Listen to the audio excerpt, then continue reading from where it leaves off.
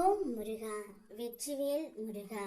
வேலுண்டு வினையில்லை, மயிலுண்டு பயமில்லை. என் அன்பு தங்கமே, இன்று உன்னை நினைத்து உன்னுடைய துணை ஒரு மன நோயாளியாகவே ஆகிவிட்டார் தங்கமே. நீ அவரை விட்டு எதுவும் தெரியாமல் புரியாமல் பிரிந்து வந்துவிட்டாய். அதை எண்ணி எண்ணி அவரும் அனுதினமும் தவித்து கொண்டு இருந்தார். யாரோ ஒருவரின் பேச்சை கேட்டு உன்னுடைய துணை இப்படியெல்லாம் நடந்து கொள்கின்றார். அவர்கள் யாரும் உன் துணைக்கு நல்லது எதுவோ அதை சொல்லி தரவே இல்லை. எப்படி உன்னுடன் இருந்து அவரை பிரிக்க வேண்டும் என்பதை மட்டும்தான் அறிந்து கொண்டு இருக்கின்றார்கள். அதை நினைத்து நினைத்து இப்பொழுது உன்னுடைய துணையும் மன நோயாளியாகி விட்டார் தங்கமே. கவலைப்படாதே. உன்னை பற்றி இல்லாததை இருப்பதாக அவதூறாக கூறியவனும், நீ இல்லாத நேரம் உன்னை பற்றி தவறாக புறம் பேசி திரிந்தவனும் அதற்குரிய கூலியை வெகு சீக்கிரம் அனுபவிப்பார்கள் தங்கமே.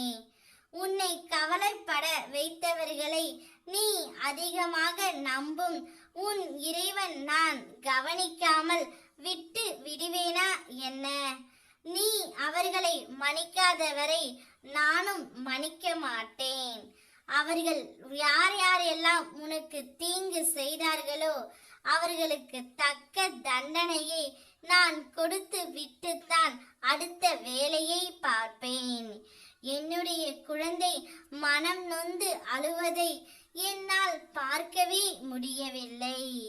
இப்படி ஒரு கஷ்டத்தையா என் குழந்தை சுமந்து கொண்டு இருக்க வேண்டும்? இனி அவ்வாறு இல்லாமல் நான் பார்த்து கொள்கின்றேன் தங்கமே. நீ அதுவரை பொறுமையாகவும் அமைதியாகவும் இரு. நடப்பது நடக்கட்டும் என விட்டுவிடு. அனைத்தையும் என்னுடைய முருகனப்பா கண்காணித்துதான் வருகின்றார். அவர் எல்லோரையும் பார்த்து கொள்வார் என்று என்னுடைய போக்கில் விட்டுவிடு தங்கமே. இப்பொழுது நீ எனக்கு பூஜை மட்டும் செய்து கொண்டே இரு.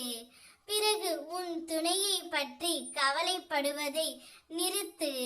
நிச்சயம் அவர் கூடிய விரைவில் குணமடைந்து உன்னிடமே திரும்பி வருவார். அதற்கான சூழ்நிலையை நான் உருவாக்கி தருகின்றேன். இன்று உன்னை நினைத்து மன நோயாளியாக இருந்தாலும் நாளை நிச்சயமாக தெளிந்து உன்னிடம்தான் வருவார். உன்னிடம் தானாகவே இனி வா, நாம் இருவரும் சேர்ந்து நம்முடைய வாழ்க்கையை வாழ்ந்து காட்டலாம் என்றும் கூறப்போகின்றார். அதற்கான சந்தோஷத்தை வரவேற்க நீ கொண்டாடு தங்கமே. வேலையை நான் தொடங்கிவிட்டேன் உனக்காக. ஓம் முருகா, வெற்றிவேல் முருகா.